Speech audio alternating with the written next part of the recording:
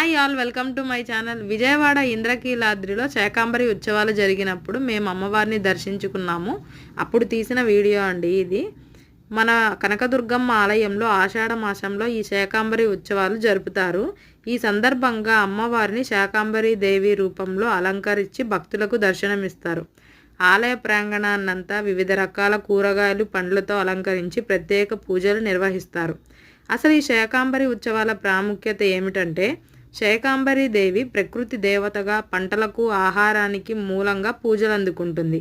ఈ శాకాంబరి దేవి దుర్గాదేవి అవతారంగా పరిగణిస్తారు. దుర్గాదేవి భక్తులకు అభయాన్ని ఇచ్చే దేవత కదా, అలాగే మనం శాకాంబరి దేవిని కూడా పూజించుకోవాలి. ఈ రోజుల్లో అమ్మవారిని దర్శించుకుంటే మనకు ఆహారానికి కొరత లేకుండా ఉంటుంది.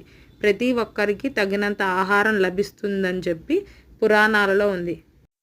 లక్కీగా మాకైతే అమ్మవారి ప్రసాదం కూడా దొరికింది. కదంబం అని చెప్పి పెట్టారు. చాలా టేస్టీగా ఉంది. బయట ఎక్కడ కూడా అంత మంచి టేస్ట్తో నేను ఎప్పుడు తినలేదు. ఫస్ట్ టైం తిన్నాను. వీడియో నచ్చితే లైక్ చేయండి, సబ్స్క్రైబ్ చేసుకోండి.